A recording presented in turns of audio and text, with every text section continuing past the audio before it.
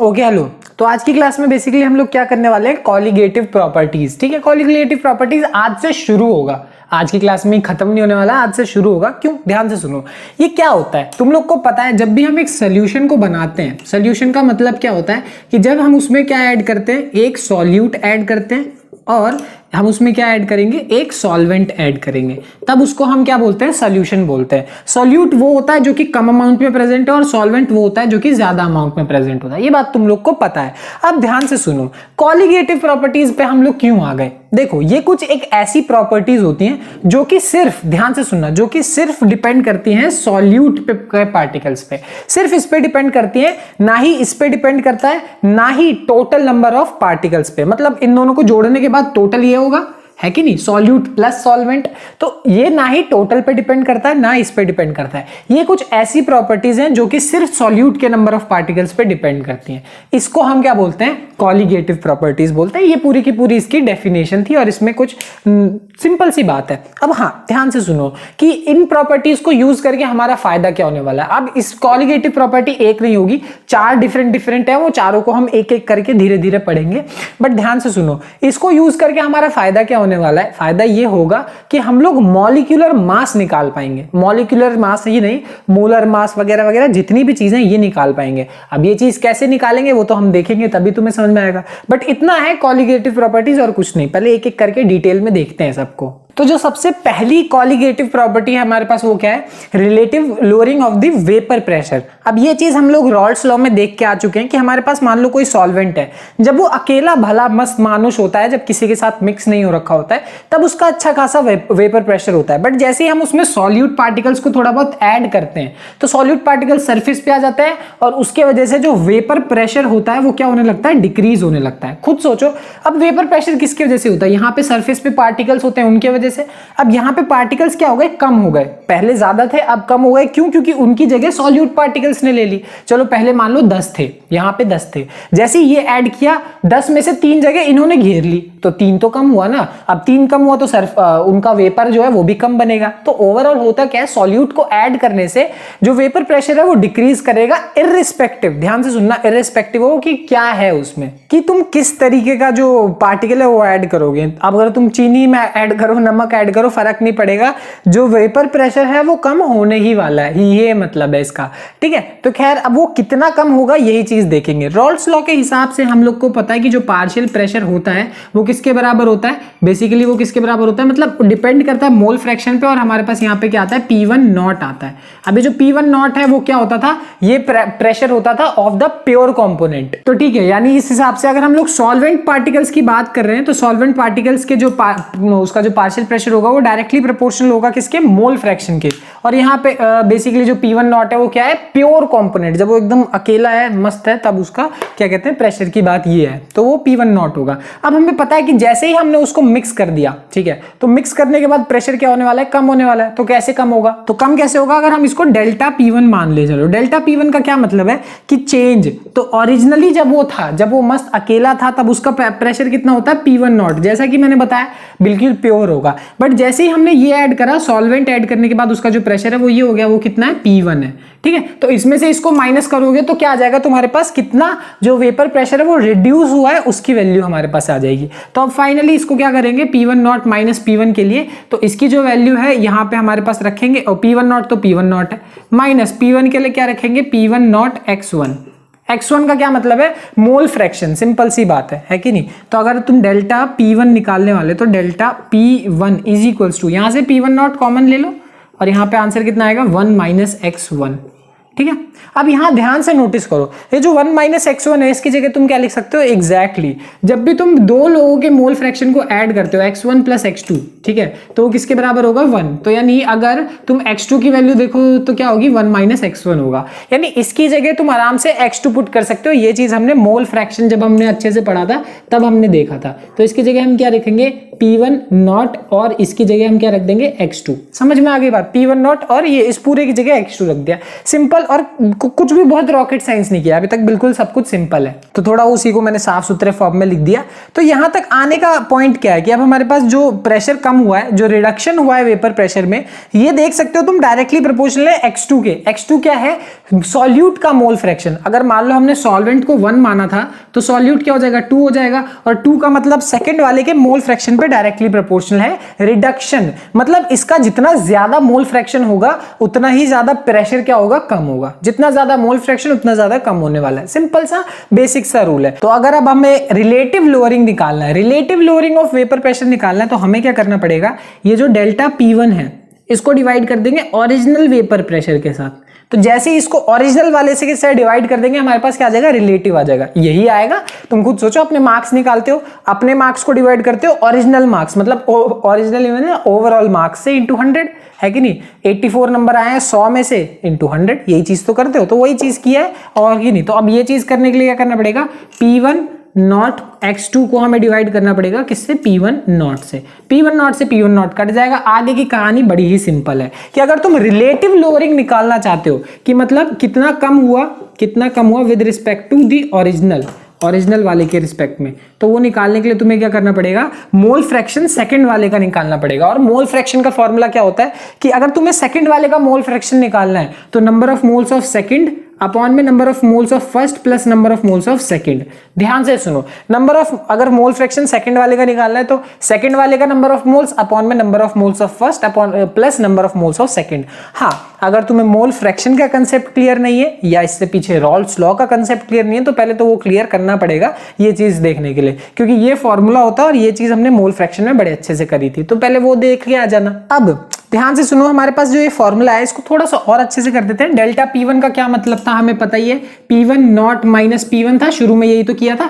Delta P1 का मतलब ये रहा ना, P1 नॉट माइनस P1 अगर रख दोगे थोड़ा सा हमारा काम का बन जाएगा। यहाँ देखो N2 अपॉन में N1 प्लस N2 है। जरा ध्यान से सोचो कि अगर मान लो ये सोल्यूशन बहुत ही ज्यादा डाइल्यूट है, बहुत ज्यादा डाइल्यूट।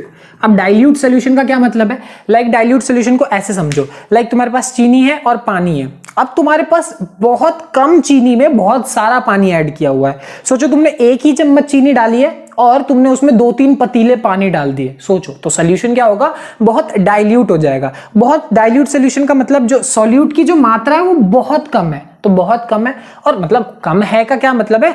इसके रिस्पेक्ट में, सॉल्वेंट के रिस्पेक्ट में चीनी का अमाउंट पानी के रिस्पेक्ट में बहुत कम है, बहुत ही कम। तो इतना कम है कि हम लोग क्या कर सकते हैं कि जो उसका जो मोल फ्रैक्शन है उसको क्या कर सकते हैं? नेग्लेक्ट ही कर सकते हैं। यानी यहां पे हम लोग क्या कर सकते हैं कि N2 को नेग्लेक्ट कर देंगे। क्यों? क्योंकि जो N2 है वो काफी कम होने वाला है N1 से। जो चीनी है वो पानी से क्या होगा? बहुत कम होने वाला है। क्यों? क्योंकि हमने कैसा सोल्यूशन माना है? डाइल्यूट सोल्यूशन माना है, और वो भी ऐसा वैसा नहीं, बहुत ज्यादा डाइल्यूट सोल्यूशन माना है। सिंपल बेसिक सी बात है। ये बात जो है ना, यही बात सबसे इंपॉर्टेंट है। यही सबसे ज्यादा न्यूमेरिकल्स में भी काम आएगी और यही सबसे ज्यादा यहां पे भी काम आने वाली है। तो बस यहां तक की बात अगर समझ में आ गई तो आगे तो सिंपल सी बात है। P1 not minus P1 upon में P1 not is equals to, अब number of moles of second. तो नंबर ऑफ मोल्स का फॉर्मूला तो तुम्हें पता ही है कि गिवन मास अपॉन में मोलर मास। अब गिवन मास को चलो मान लेते हैं W। मैंने बोला था तुम चाहो तो G भी मान सकते हो, चाहो तो स्मॉल m भी मान सकते हो, बट एनसीईआरटी में W माना है तो हम W लेके ही चल लेते हैं। क्या दिक्कत चल रही है हमारे? तो नंबर ऑफ मोल्स अगर हम सेकंड के निकालेंगे तो गिवन मास अपॉन में मोलर मास, यही फॉर्मूला होता है। बहुत बार बता चुका हूं।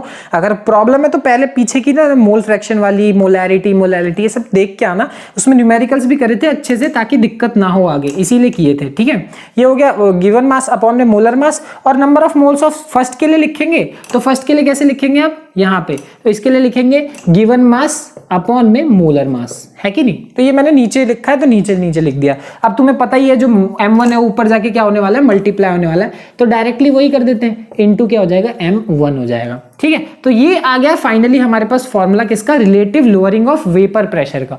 कैसे आया? P1 not minus P1 upon में P1 not is equals to W2 M1 upon में क्या नाम है? M2 into W2। ये जो M है मैं थोड़ा अच्छा सा बनाता हूं ताकि प्रॉब्लम ना हो। ठीक है, M1। ओके, तो ध्यान रखो ये है relative lowering of vapour pressure. यानी अगर तुमसे ये बोला जाए कि relative lowering of vapour pressure निकालो, है ना, कि अगर तुम्हारे पास क्या नाम है एक सोल्यूशन दे दिया, उसमें सारी चीजें दे दी और उसमें रिलेटिव लोअरिंग निकालना है, तो तुम्हें क्या निकालना पड़ेगा? W2, W1 और हमारे पास क्या कहते हैं given molar mass of second और मोलर मास फर्स्ट वाले का। ये सारी चीजें अगर तुम्हें पता होगी तो तुम निकाल सकते हो। इनका क्या मतलब है, इनको चीनी पानी वाले एग्जांपल से समझाता हूं मैं। चीनी का कितना मास तुम्हें गिवन है ना, ये चीज। पानी का कितना मास तुम्हें गिवन है, ये चीज, ठीक है। चीनी का मोलर मास और पानी का मोलर मास, ठीक है। बस ये चीज जैसे ही पुट करोगे तुम्हारे पास रिलेटिव लोअरिंग। अब नहीं भी समझ में आया तो न्यूमेरिकल देखोगे समझ में आ जाएगा, बट यहाँ पे सारी बातें तुम्हें समझ में आनी चाहिए। स्पेशली ये वाली बात सबसे इंपॉर्टेंट बात है ये, क्योंकि ये चीज न्यूमेरिकल में भी यूज होने वाली है, तो ये चीज तुम्हें समझ में आनी चाहिए कि हमने यहाँ पे जो N1 प्लस N2 को सिर्फ N1 क्यों लिख दिया, क्योंकि हमने N2 को नेग्लेक्ट कर दिया, क्योंकि डाइल्यूट सोल्यूशन है और उसकी वैल्यू काफी कम है। तो ये बात तुम्हें अच्छे से समझ में आनी चाहिए स्टेप बाय स्टेप करके, ठीक है। तो फटाफट एक न्यूमेरिकल देख लेते हैं। एक न्यूमेरिकल मोर देन इनफ है, बहुत ज्यादा टफ टॉपिक है नहीं। तो एक न्यूमेरिकल से तुम्हारा काम बन जाएगा, है भी ये एनसीईआरटी का सॉल्व्ड एग्जांपल ही। जैसे देखो यहां बोला the vapour pressure of a pure benzene at a certain temperature is 0.850 बार। मतलब बोला गया है कि प्योर बेंजीन का प्रेशर कितना है, 0.850 बार, इतना हमें गिवन है, ठीक है। अब a non volatile non electrolyte solid weighing 0.5 ग्राम, मतलब उसका वेट तुम्हें दिया हुआ है कि यानी जो सॉल्यूट होगा, ध्यान रखना हमारे फॉर्मूले में जो अभी हमने किया उस फॉर्मूले में पहला क्या है हमारे पास, सॉल्वेंट है, और जो दूसरा है वो क्या है, सॉल्यूट है, ठीक है। तो हम ऐसा समझ सकते हैं कि क्या नाम है, सेकंड का वेट यानी सॉल्यूट का जो वेट दे रखा है हमें, गिवन मास जो है कह सकते हो उसको स्मॉल w लिख लो, स्मॉल, उसकी वैल्यू कितनी हमें दे रखी है, 0.5 ग्राम, ठीक है। ये सॉल्यूट का मास मतलब इसका मास, गिवन मास जो कि यहाँ पे लिख दिया, ठीक है। अब ध्यान से सुनो, यहाँ पे क्या है कि when added to 39 gram of benzene, यानी बेंजीन का भी मास दिया हुआ है और वो कितना दिया हुआ है, 39.0 ग्राम, ठीक है। आगे क्या बोला गया कि ऑफ बेंजीन, जिसका मोलर मास भी तुम्हें दिया है, बहुत बढ़िया बात है, यानी मोलर मास भी दिया है, यहीं पे लिख लेते हैं, molar mass of first is equals to 78 gram per mole. वैसे तुम अगर नहीं भी दिया होता ना तो तुम निकाल तो सकते ही थे, अगर जैसे इस क्वेश्चन में तो मोलर मास दे दिया है, नहीं भी दिया होता तो बेंजीन का निकाल सकते हो। बेंजीन का फॉर्मूला क्या होता है, C6H6 ही होता है कि नहीं। तो 12 × 6 + 1 × 6 कितना आएगा, 78 आएगा, है ना। नहीं भी होता तो भी कर लेते, खैर कोई बात नहीं। अब आगे हमें क्या बोला है कि vapour pressure of the solution then is, ध्यान से सुनो, जैसे ही मैंने बेंजीन में हमारा जो क्या नाम है सॉलिड है उसको ऐड किया तो उसका प्रेशर पहले कितना था, 0.85, अब कितना हो गया, 0.845, यानी अब जो नया प्रेशर है उसकी वैल्यू कितनी है, 0.845 बार। समझ में आ गई बात, है ना। तो यहां पे तुम देख सकते हो प्रेशर पहले ज्यादा था अब कम हो गया, रिलेटिवली लो हो गया, है कि नहीं। तो अब यहां पे तुम्हें क्या बोला गया, what is the molar mass of the solid substance. जो हमारे पास फॉर्मूला है उसको यूज कर सकते हैं, आराम से उसको यूज करोगे आंसर आ जाएगा तुम्हारा, ठीक है। तो यहाँ पे क्या है, तो ये हमारे पास फॉर्मूला है, इसमें हम एक एक करके सारी चीजें पुट करते हैं। P1 नॉट की वैल्यू कितनी है, 0.850 माइनस P1 की वैल्यू कितनी है, 0.845 अपॉन में क्या नाम है, P1 नॉट की वैल्यू कितनी है, ये तो फिर से वही वापस से पुट करनी है, 0.850 is equals to weight of second कितना है, 0.5 into mass of molar mass of first 78, यहां पे फिर मास ऑफ सेकंड जो कि हमें निकालना है। ध्यान रखना what is the molar mass, तो यही मोलर मास जो है ना, molar mass of the second यानी सॉल्यूट का जो मोलर मास है वो हमें निकालना है, तो इसकी वैल्यू हमें निकालनी है, इनटू ध्यान रखना, और finally weight of the first कितना है, 39।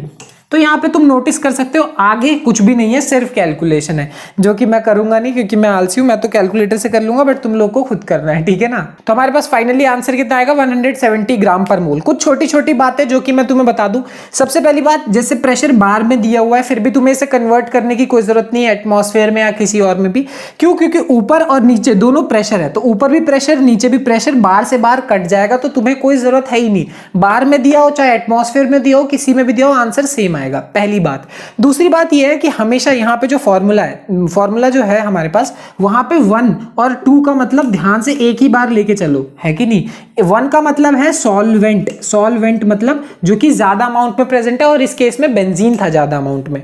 सेकंड का मतलब है सॉल्यूट, जो कि कम अमाउंट में प्रेजेंट है, जिसका मोलर मास हमें निकालने के लिए बोला गया है, और हमने उसमें क्या, कौन सा सॉलिड है ये तो हमें नहीं बताया गया, नॉन वोलेटाइल नहीं पता था हमें, उसी का हमें मोलर मास निकालना था। तो देखो 1 और 2, ध्यान रखना, ऐसे याद रखोगे तो तुम्हारा काम बन जाएगा, है ना। और अगर इस फॉर्मूले को याद करने में प्रॉब्लम होती है तो बेस्ट से बेस्ट मैं कहूंगा कि इस फॉर्मूले को ऐसे ही याद कर लो, P1 not minus P1 upon में P1 not is equals to mole fraction of second. सिर्फ सेकंड वाले का मोल फ्रैक्शन जैसे ही तुम यहाँ पे रखोगे ना, सॉरी यहाँ पे x रखना है, x mole fraction of second जैसे ही रखोगे तुम्हें पता लग जाएगा, क्योंकि अब मोल फ्रैक्शन का सेकंड वाले का तुम्हें पता ही है क्या होने वाला है, क्या होगा, मोल फ्रैक्शन की जगह क्या लिखोगे, N2 अपॉन में N1, सिर्फ N1 प्लस N2 नहीं, क्योंकि वो हमने नेग्लेक्ट कर दिया था। और N2 की जगह क्या रखेंगे, W2 बाय M2, और N1 की जगह क्या रखेंगे, W1 बाय M1। तो फॉर्मूला याद करने से बेटर है कि इसको इस जगह पे यहाँ पे ऐसे याद करो ताकि तुम्हें रट्टा ना मारना पड़े। समझ में आ गई बात, सिंपल सी चीज है,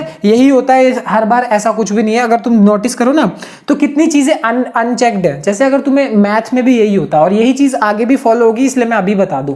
लाइक अगर तुम्हारे पास ऐसी इक्वेशन है x plus y is equals to z, अगर मैं x और y की वैल्यू दूंगा तभी तुम्हें z की वैल्यू निकाले, तो यहाँ पे 3 वेरिएबल है तो तुम्हें 2 की वैल्यू पता होना चाहिए ही चाहिए। वैसे यहाँ पे अगर नोटिस करो 1 2 ये तो सेम वही हो गया, 3 4 5 6 चीजें हैं। अब इन 6 चीजों में से 5 चीजें तुम्हें पक्का क्वेश्चन में गिवन होंगी ही होंगी, देख सकते हो 1 2 3 4 और 5 चीजें गिवन है, छठी तुम्हें निकालनी हो तो कोई बहुत बड़ी बात नहीं है। हाँ एक ही चीज है जो कि कैलकुलेशन, मैं आलसी हूं बट तुम्हें करना पड़ेगा, ठीक है। चलो मिलते हैं अगली वीडियो में, बाय बाय।